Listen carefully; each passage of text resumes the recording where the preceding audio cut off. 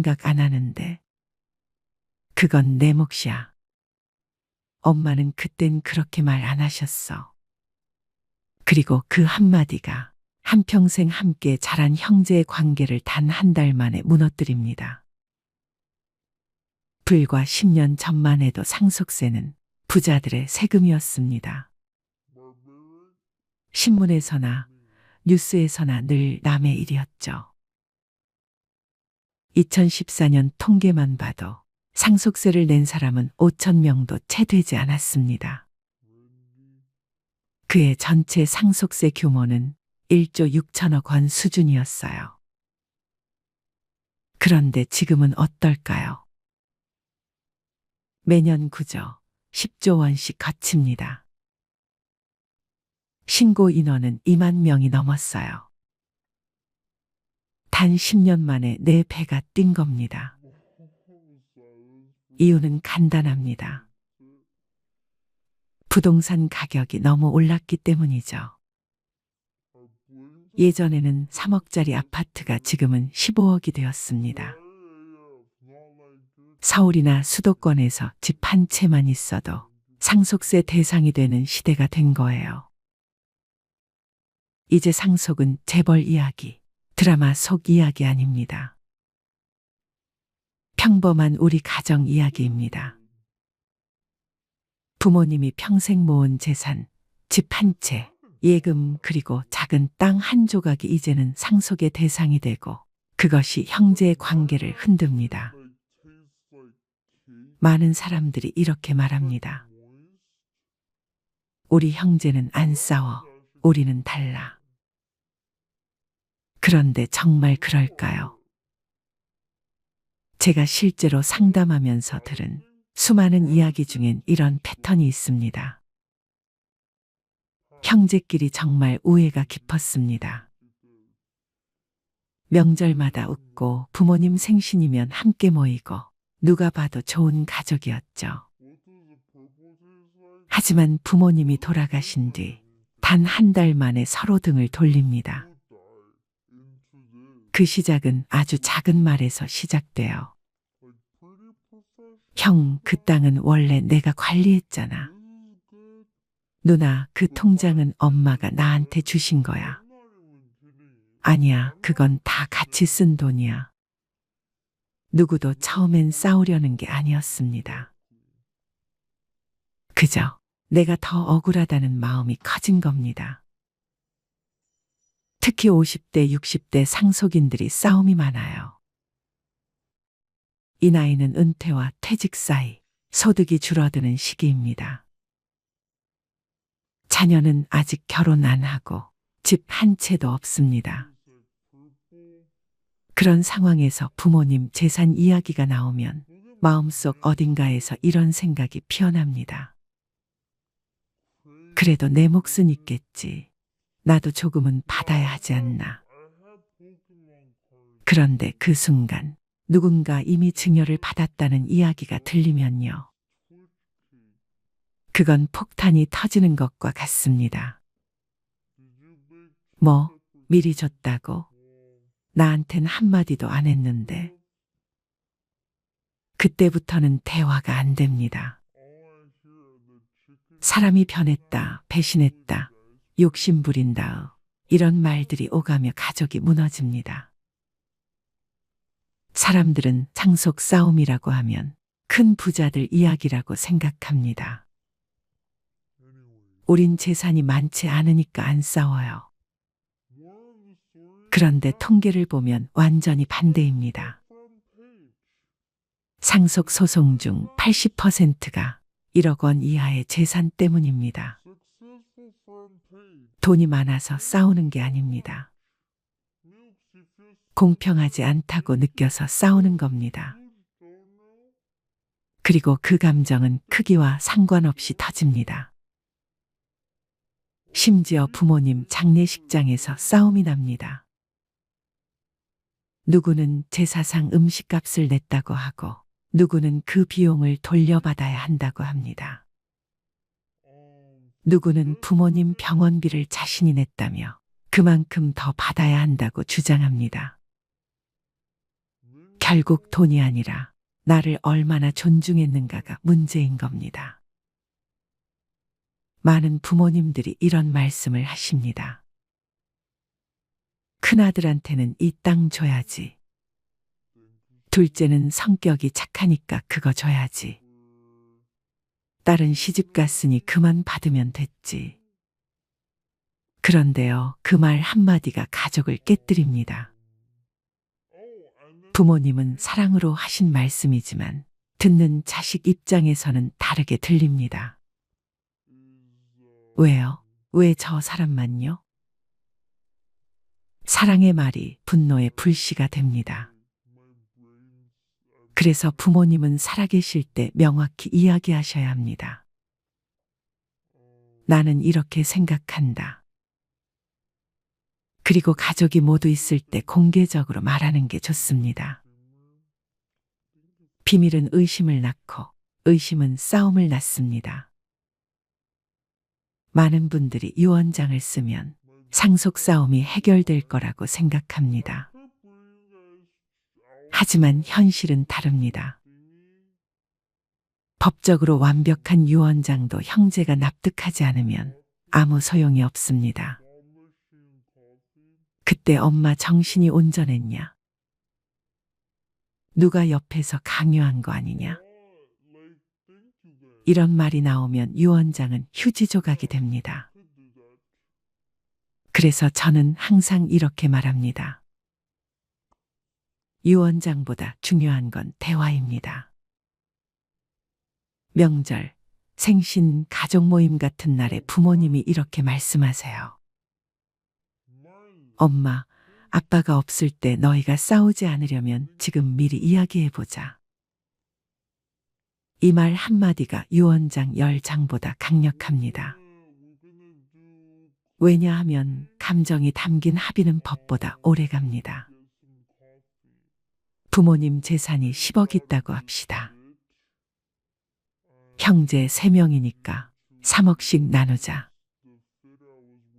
그런데 상속세가 3억 원 나왔어요. 그럼 누가 냅니까? 누군가는 이미 돈을 다 써버렸죠. 나는 그거로 집 보증금 냈어. 이미 카드값 갚았어. 그럼 나머지 형제가 대신 내야 합니다. 왜냐하면 상속세는 연대 납세 의무이기 때문이에요. 한 명이 안 내면 나머지가 다 내야 합니다. 안 내면 압류됩니다. 부동산은 바로 공매로 넘어갑니다. 그러니 상속은 세후 기준으로 나눠야 합니다. 세금 내고 남은 돈을 공평하게 나눈다. 이게 원칙입니다. 그리고 한 가지 더. 배우자에게 재산을 몰아주면 세금을 줄일 수 있습니다. 이걸 배우자 공제라고 합니다. 하지만 여기에도 함정이 있습니다. 엄마한테 다 드리면 됐지. 그렇게 생각했다가 엄마가 돌아가시면 다시 상속이 발생합니다. 그때 또 싸움이 납니다. 결국 세금보다 무서운 건 가족 간의 불신입니다. 가장 위험한 말은 이겁니다. 우리 가족은 괜찮아. 이 말이 나온 집은 반드시 싸웁니다. 왜냐하면 그 말 뒤에는 준비가 없기 때문입니다. 상속은 단순히 돈을 나누는 일이 아닙니다. 가족의 신뢰를 검증하는 순간입니다. 살아생전에 가족끼리 상의하고 누가 얼마를 왜 받는지 명확히 해두세요. 그게 서로를 위한 예의입니다. 그때 그 말 안 했더라면, 그때 그냥 정리했더라면, 이런 후회는 너무 늦습니다. 대부분의 경우 아버지가 먼저 돌아가십니다. 그럼 어머니 혼자 남으시죠. 그때 자녀들이 가장 먼저 해야 할 일은 위로입니다. 배우자를 잃은 슬픔은 상상 이상입니다. 의학적으로도 상심 증후군이라 부릅니다. 팔 하나가 잘린 듯한 고통이에요. 그래서 남편을 잃은 아내가 6개월 안에 세상을 떠나는 경우도 많습니다. 그 외로움을, 그 공허함을 돈으로는 채울 수 없습니다. 그럴 땐 자주 찾아뵙고 식사 같이 하시고 대화 나누는 게 최고의 효도입니다. 많은 자녀분들이 이렇게 말씀하시죠. 엄마, 혼자 계시면 위험하니까 우리 집으로 오세요. 그런데 부모님 입장에서는 다릅니다. 그 집에는 평생의 기억이 있고 친구가 있고 익숙한 세상이 있습니다. 그걸 떠나는 건 삶을 포기하는 것과 같습니다. 제가 실제로 본 사례가 있습니다. 용산에서 40년 넘게 사신 어머니가 계셨어요. 아버지가 돌아가신 뒤 자녀가 분당으로 모시겠다고 했죠. 그런데 어머니는 단호히 말씀하셨습니다. 됐다. 난 여기서 살란다. 그 이유가 뭐였는지 아세요? 분당 가면 아는 사람이 한 명도 없어. 친구도, 이웃도, 교회도, 병원도 다 용산에 있었어요. 그분에게 이사는 단순한 이동이 아니라 단절이었습니다. 그래서 저는 이렇게 말씀드립니다. 부모님을 데려오기보다 찾아가세요. 그게 진짜 효도입니다.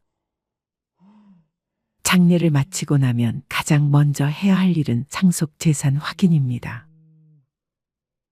요즘은 정부에서 안심상속 원스톱 서비스를 제공합니다. 주민센터에서 사망신고를 할 때 안심상속 서비스 신청하시겠어요? 라고 물으면 꼭 하세요. 이 서비스를 신청하면 고인의 부동산, 차량, 예금, 보험, 주식 내역을 한 번에 확인할 수 있습니다. 이 과정이 3주 정도 걸립니다. 그리고 상속세는 6개월 안에 신고해야 하죠. 하루라도 늦으면 가산세가 붙습니다. 많은 분들이 이렇게 생각합니다. 부모님 돌아가시면 그때 가서 세무사 찾아가면 되지. 하지만 아닙니다. 그땐 이미 늦습니다. 왜냐하면 상속세는 돌아가신 그날 기준으로 결정됩니다. 돌아가시기 전에 세무사를 만나면 합법적인 절세 전략을 세울 수 있어요. 증여 시점, 배우자 공제, 보험 처리 등 미리 해두면 세금을 절반으로 줄일 수 있습니다. 하지만 돌아가신 뒤엔 모든 게 고정됩니다. 그래서 마지막 한 달, 한 주라도 남았다면 세무사에게 꼭 상담받으세요. 그게 자식으로서 할 수 있는 마지막 효도일지도 모릅니다. 상속은 돈의 문제가 아닙니다. 사랑을 어떻게 남길 것인가의 문제입니다. 부모님이 평생 쌓아온 재산, 그건 단순한 돈이 아니라 자식들을 위해 평생 모은 노력의 흔적입니다. 그걸 싸움으로 마무리하면 그 인생이 너무 허무하지 않겠습니까? 그래서 상속은 미리 준비해야 합니다. 부모님이 건강하실 때 이야기 나누고 자녀들이 솔직하게 의견을 말하고 감정이 아닌 이성으로 정리해야 합니다. 그게 지혜로운 부의 의장입니다. 여러분, 상속은 언젠가 누구에게나 닥칩니다. 그 순간 준비된 가족은 대화로 마무리하고 준비되지 않은 가족은 싸움으로 끝납니다. 부모님의 평생 노력이 형제의 원망으로 끝나지 않도록 지금부터 준비하십시오. 유언장이 아니라 대화로, 세금보다 중요한 건 마음으로, 그리고 그 마음이 이어지는 방식으로. 그게 진짜 상속입니다. 재산은 사라져도 그때 남는 건 사랑과 관계뿐이니까요. 이 이야기가 누군가에게는 부모의 자리에서, 누군가에게는 자식의 자리에서 마음을 정리하는 계기가 되길 바랍니다.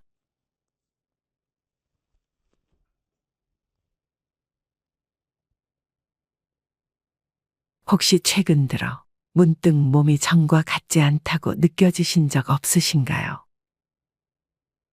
아주 사소한 변화일 수도 있지만 자꾸만 신경이 쓰이는 그런 것들 말입니다.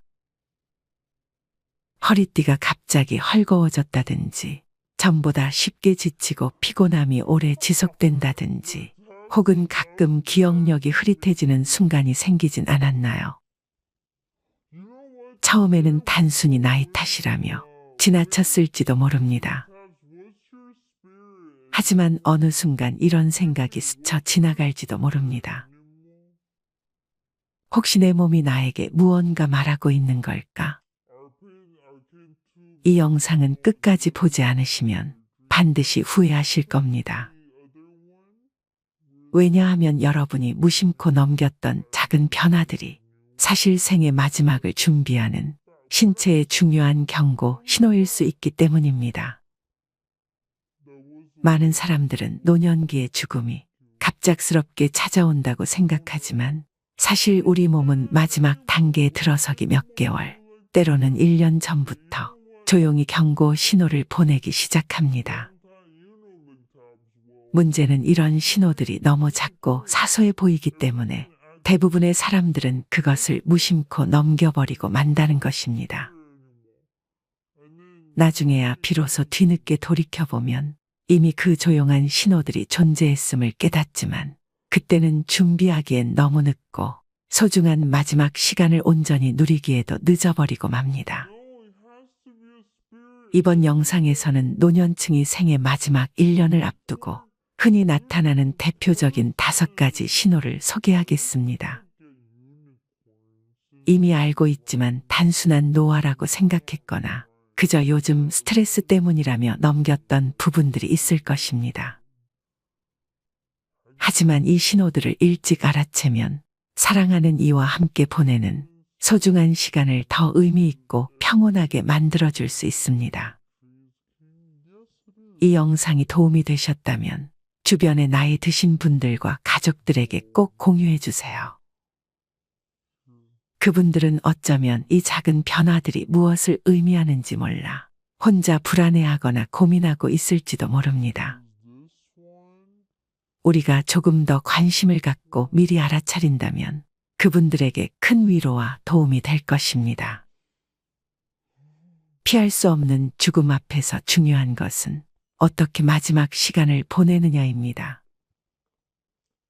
고통과 두려움 없이 평온하게 사랑하는 이들과 함께 따뜻한 순간들을 남길 수 있다면 얼마나 좋을까요? 이 영상은 바로 그 소중한 순간을 준비하고 의미 있게 보낼 수 있도록 돕고자 합니다. 지금부터 이 중요한 5가지 신호를 하나씩 천천히 살펴보겠습니다. 그럼 첫 번째 신호부터 시작하겠습니다. 첫 번째 신호, 눈에 띄는 체중 감소. 최근 들어 별다른 이유 없이 옷이 헐렁해지거나 몸무게가 눈에 띄게 줄어들지는 않았나요? 노년층은 신체의 대사 능력이 떨어지고 소화 기능이 약해지며 식욕 또한 감소하기 쉽습니다. 처음에는 식사량이 조금 줄거나 입맛이 떨어지는 정도로 느껴질 수 있지만 지속되면 근육량이 감소하면서 점점 기운을 잃고 피로감이 쉽게 느껴지게 됩니다. 또한 면역력이 저하되어 감염에 더 자주 걸릴 수도 있습니다. 이럴 때는 조금씩 자주 먹을 수 있는 부드러운 음식, 영양가가 높은 음식을 드시고 필요하면 영양 보충제를 추가적으로 섭취하는 것이 좋습니다. 이런 신호가 나타난다면 반드시 의료진과 상담을 해보세요. 두 번째 신호, 극심한 피로와 지속적인 쇠약감. 최근 들어 충분히 휴식을 취해도 피곤함이 풀리지 않고 간단한 활동조차 버거워지는 현상을 겪고 있지는 않으신가요? 과거에는 가볍게 할 수 있었던 집안일이나 외출조차 무겁게 느껴지고 몸이 쉽게 지치는 것을 경험하실 수 있습니다. 이러한 극심한 피로와 쇠약감은 몸이 주요 장기들을 보호하기 위해 다른 활동에 사용하는 에너지를 제한하고 있다는 의미입니다. 이럴 때는 무리하지 말고 편안히 쉬는 것을 우선으로 하며 스트레스와 피로를 최소화하고 가족이나 주변의 도움을 적극적으로 받아들여야 합니다. 심리적으로도 외로움을 느낄 수 있기 때문에 자주 사람들과 소통하고 감정을 공유하여 정신적 안정감을 유지하는 것이 필요합니다. 세 번째 신호, 기억력 저하와 인지 능력 저하. 이 영상을 계속 시청하고 계시다면 댓글로 숫자 0을 달아주세요. 여러분의 관심과 참여가 이 콘텐츠를 만드는데 큰 힘이 됩니다. 익숙했던 장소에서 갑자기 길을 잃거나 익숙한 사람의 이름을 떠올리지 못하거나 같은 말을 반복하는 등 기억력이 저하되는 경험을 하신 적이 있으신가요? 이는 뇌가 충분한 산소와 영양을 공급받지 못하면서 나타나는 현상일 수 있습니다. 특히 나이가 들면서 혈액순환이 느려지고 뇌의 인지 기능이 떨어지면 자주 혼란스러움을 느끼고 일상적인 상황에서도 어려움을 겪게 될 수 있습니다. 이런 상황에서는 가족들과의 정기적인 교류와 가벼운 두뇌 활동을 지속적으로 하며 의료진과 상담하여 전문적인 관리를 받는 것이 매우 중요합니다. 편안하고 익숙한 환경에서 생활하는 것도 기억력 유지와 정서적 안정에 도움이 됩니다. 네 번째 신호, 빈번한 감염과 더딘 회복. 최근 들어 감기나 폐렴, 요로 감염 같은 질환에 자주 걸리거나 한 번 걸리면 예전보다 회복하는데 더 오랜 시간이 걸리지 않으신가요? 면역력이 떨어지면 질병을 이겨내는 힘이 약해지고 회복 속도도 느려지게 됩니다. 특히 노년층은 작은 감염도 더 심각한 질병으로 발전할 가능성이 크기 때문에 평소 개인 위생을 더욱 철저히 하고 예방접종과 함께 균형 잡힌 식사를 통해 면역력을 최대한 유지하는 것이 중요합니다. 감염 증상이 나타나면 즉시 병원을 방문해 적극적으로 치료를 받고 충분한 휴식과 영양 공급으로 빠르게 회복할 수 있도록 노력해야 합니다. 다섯 번째 신호, 호흡 및 혈액순환의 변화. 숨을 쉬는 것이 예전보다 어려워지거나 얕고 불규칙한 호흡을 경험한 적이 있으신가요? 손과 발이 차가워지고 피부가 창백하거나 푸르스름해지는 현상을 느끼실 수 있습니다. 이러한 변화는 신체가 중요한 장기 기능을 유지하기 위해 팔다리로 가는 혈류를 제한하고 있다는 의미입니다. 수면 중에도 호흡 곤란이 생겨 누워서 편하게 잠을 자기 힘들어지고 자꾸 앉아 있거나 베개를 높게 사용하는 것이 편할 수 있습니다. 실내 공기를 쾌적하게 유지하고 가습기를 사용해 습도를 조절하는 것이 호흡 곤란을 완화하는 데 도움이 될 수 있으며 이런 증상이 심해진다면 의료진과 상담하여 필요한 의료적 도움을 받는 것이 좋습니다.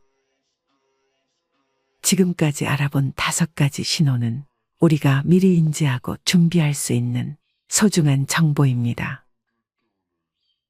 이 신호들을 빨리 알아차리고 적절히 대처하면 남은 소중한 시간을 더욱 편안하고 의미 있게 보낼 수 있습니다. 앞으로 이 5가지 신호들을 하나씩 더욱 자세히 다뤄가면서 여러분이 사랑하는 가족과 함께 소중한 순간을 만들어가는 방법에 대해서도 함께 생각해 보겠습니다. 마지막으로 좋은 글 하나 소개해 드리겠습니다.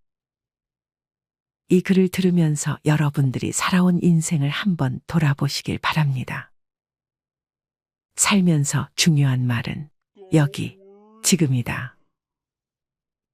나는 의대 교수였다. 79세의 노인이다. 정신과 전문의로 50년간 15만 명의 환자를 돌보고 학생들을 가르쳐 왔다. 퇴직 후 왼쪽 눈의 시력을 완전히 잃었다.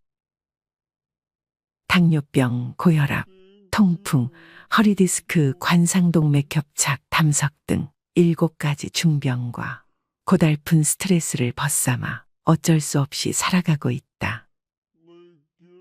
한쪽 눈으로도 아침이면 해를 볼 수 있고 밤이 되면 별을 볼 수 있다. 잠이 들면 다음날 아침에 햇살을 느낄 수 있고 기쁨과 슬픔과 사랑을 품을 수 있다. 남의 아픔을 아파해 줄 수 있는 가슴을 가지고 있다. 세상을 원망할 시간이 없다. 지팡이 짚고 가끔 집 밖으로 산책을 했다. 한쪽 눈이지만 보이는 것만 보아도 아름다운 것이 많았다. 지금은 다리에 힘이 없어 산책이 어렵지만 계절이 바뀔 때마다 보이는 앞산 숲풀 색깔이 아름답다. 감사하다. 인생이란 바로 여기와 지금이다. 행복을 느낄 시간과 공간과 사람은 바로 지금이다. 지금 여기에서 함께하는 사람들과 어울려 한 번이라도 웃으며 이야기를 나눌 수 있는 내가 바로 즐거움이다. 살아보니까 그렇다. 내 속에서 행복을 만드는 물질은 엔돌핀이다. 엔돌핀은 과거의 행복한 추억 때문에 생기는 게 아니다. 지금 내가 즐거워야 엔돌핀이 형성된다. 사람이 어떻게 늘 행복하기만 하느냐고 묻는 이들도 있다. 그런 이분법적인 생각에서 벗어나야 한다. 어제 죽은 사람들이 하루라도 더 살기를 원했던 그 소중한 시간에 나는 오늘에 살고 있다. 괴롭고 슬퍼도 한 가닥 희망을 만들어 보자. 살아있음이 즐겁고 만날 수 있음에 감사하자. 지나간 세월은 어렵게 살았더라도 다 행복했던 거라고 나이 든 사람들은 이야기한다. 왜냐하면 사람은 누구나 짜릿하게 행복한 시간이 있었다. 사람은 그 추억으로 사는 것 같다. 괴로움을 겪어봐야 행복할 줄 안다. 인생살이 살면서 오늘, 지금, 여기가 제일 중요하다라는 말이 맞는 말 같다. 아내 없이 살아보니까 있을 땐 몰랐는데 젓가락 한쪽이 없어진 거야. 있을 때 잘해 라는 말을 많이 들었는데 그럼 어떻게 살아야 할까? 우리 장인이 하신 말씀인데 나에게 주어진 대로 감사하면서 받아들이면 다 보여. 행복의 답은 바로 지금, 여기, 내 가슴에 담겨 있다. 고개 들어 저 멀리 하늘을 한번 보자. 이 영상을 보신 모든 분들은 오래오래 장수하시며 후회 없는 노후를 만들어 나가시길 간절히 기원합니다. 이젠 나 스스로를 사랑해야 한다. 우리는 이 세상에 올 때 혼자였다. 갈 때도 동반자가 있을 리가 없다. 사람으로 사는 것은 필경 외로운 일일 것이다. 고독을 즐기다가 새로운 인생을 만난 사람도 있고 오랜 동행의 종지부를 찍은 사람도 있다. 내 삶의 가치는 결코 타인에 의해, 타인이 만들어 놓은 상황에 의해 매겨지는 것이 아니다. 내가 나를 어떻게 바라보느냐, 내가 내 삶을 어떻게 살아가느냐에 따라 달라질 것이다. 우리는 다른 이들과 함께 있을 때 맡겨진 대역을 충실하게 연기한다. 늘 정해진 각본대로 따라하는 훈련이 자신의 진정한 모습을 잃어버리게 만든다.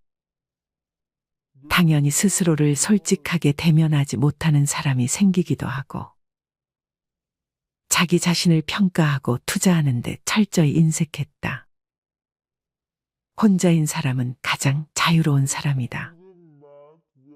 그러나 사람들은 자신의 배역에 익숙해져 있는 터라 이런 자유를 마주하게 되면 오히려 충격에 빠진다. 그래서 상당수의 사람들이 혼자라는 사실을 참을 수 없어 한다. 혼자는 곧 외로우며 공허하고 단정 짓고 착각 속에 빠진다. 하지만 사람은 모두 자신의 길을 당당히 걸어가야 한다. 이젠 자식도 배우자도 일상의 삶에서 잠시 내려놓고 그들만큼이나 사랑한 열정을 오래 잊고 지냈던 나 자신과의 사랑을 위해 사용해 보기로 하자. 이젠 나 스스로를 사랑해야 한다.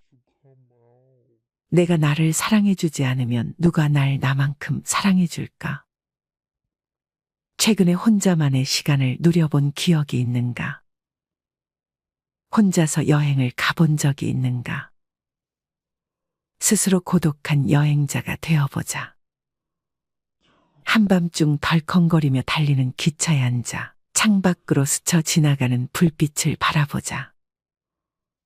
고독은 생각을 풍성하게 키우고 그 차원을 높여준다. 많은 생각이 부담스러운가? 생각이 많은 것은 좋은 일이다. 그것을 조용히 음미할 때 우리의 영혼은 성장한다. 열심히 가정을 지키면서 살아온 나 자신을 마음껏 칭찬하자. 열심히 일하면서 지나온 내 삶을 한껏 사랑하자. 정성껏 마음 주고 걸음 좋은 내 이웃들을 중심으로 사랑하며 칭찬하자. 이젠 이만하면 쉴 자격 충분하니 더 이상 달려가지 못하더라도 달래고 추스릴 시간을 주자. 수고했다. 애썼다. 육신이 너덜너덜해질 만큼 약해진 나 자신에게 위로와 칭찬과 용기를 보내주자. 욕심부리고 때를 쓰고 푼 나 자신조차 따스하게 보듬으며 이해해주자. 잠시 거울 속에 내 얼굴을 정면으로 쳐다보자. 노화를 느낀 언젠가부터 자세히 보기 싫어진 내 얼굴이지만 오늘은 거울 속에 내 얼굴을 정면으로 뚫어져라 바라보자. 10년 전, 20년 전, 30년 전 사진의 내 얼굴을 생각하며 구석구석 찬찬히 현재의 내 모습을 바라보자. 저렇게 늙어가는구나. 나는 우울하고 안쓰러운 마음이 들 것이다. 그 얼굴에는 굴곡의 세월과 기쁨, 서러움의 시간이 묻어있고 사랑과 이별과 망각의 시간들이 묻어있다. 내 얼굴이지만 수많은 세월 동안 진지한 대화 한 번 없이 남의 물건처럼 방치해둔 내 모습이다. 언제 이렇게 수많은 주름살이 얼굴을 도배했을까? 언제 이렇게 떨어진 꽃잎의 색깔처럼 피부는 갈색 침전이 되었을까? 한때는 거울 속에 저 얼굴에도 신혼의 싱그러움이 있었다. 애들 초등학교 입학식 때 희망에 찬 젊은 부모의 기계가 있었을 것이다. 경제적 궁핍함에 힘든 세월 속에서도 꿋꿋이 웃음을 잃지 않던 얼굴이었고 애들의 교육 문제로 일희일비하던 극성스런 부모의 얼굴이었다. 갑자기 먼 길 떠나는 부모님과의 영원한 이별을 회한의 눈물로 보내드린 얼굴이었고 지금은 당시 부모님의 얼굴로 쓸쓸히 거울 속에 있다. 낯설게 변해버린 굳은 무표정의 얼굴에게 이젠 진정으로 좋은 표정을 선물해주자. 지난 세월 근심과 걱정 속에서 찌들어간 내 얼굴에게 앞으로는 웃음과 희망을 전해주고 더 이상 주름살은 남겨주지 않도록 노력하자. 열심히 살아온 내 얼굴에게 그동안 너무 고마웠다고 말해주자. 수십 년을 동고동락해준 내 얼굴에게. 지구상에 오직 하나뿐인 내 얼굴에게. 남은 시간은 우리들만을 위해 바치겠노라고 약속하자. 생각은 말이 되고 말은 행동이 되며 행동은 습관이 되고 습관은 삶의 변화를 준다. 어떤 생각을 하느냐에 따라 인생이 달라진다. 내가 나를 사랑하지 않으면 남들 또한 나를 사랑해주지 않을 것이다. 첫 번째, 내가 제일 좋아했던 취미 생활을 시작하자. 두 번째, 내가 진짜 가보고 싶은 여행지로 훌쩍 떠나자. 세 번째, 신발은 지금까지 신었던 가격보다 좀 비싼 걸로 투자하자. 네 번째, 마음을 터놓을 수 있는 친구에게 당장 전화해보자. 다섯 번째, 아직 용서해주지 않았던 사람이 있다면 가슴을 열고 용서해주자. 그러면 내가 편해진다. 여섯 번째, 거리가 멀더라도 맛집으로 이름난 식당을 찾아 나 자신에게 음식 선물을 해주자. 일곱 번째, 매일 아침 눈을 뜨는 순간 나는 사랑받기 위해 태어난 사람이고 지금 이 순간이 가장 행복한 사람이라고 외치자. 이 글을 읽은 모든 사람이 과거에 어떻게 살았던 지금 당장부터 행복했으면 한다. 거울 속의 낯선 나를 이젠 진정 사랑하는 대상으로 친하게 지내며 먼 훗날 영원한 안식 여행을 떠날 때 너와 나 우리는 행복한 삶을 살았다고 말할 수 있었으면 얼마나 좋을까. 내가 먼저 내 얼굴을 사랑해라고 말하고 바로 행동을 했으면 합니다. 나를 없인 여기지 말고 위대하고 또 위대한 소중하고 귀한 사람이 당신임을 잊지 말고 살았으면 합니다. 나는 지구상 하나뿐인 내 얼굴을 사랑합니다. 왜냐하면 한평생 희노애락을 같이 경험하며 살아온 얼굴이니까요. 이제는 늦기 전에 인생을 즐겨라. 아주 오래 살 것처럼 행동하면 어리석다. 걷지도 못할 때까지 기다리다가 인생을 후회하지 말고 몸이 허락하는 한 가보고 싶은 곳 여행하라. 혹시 병 들더라도 겁먹거나 걱정하지 마라. 태어나서 늙고 병들고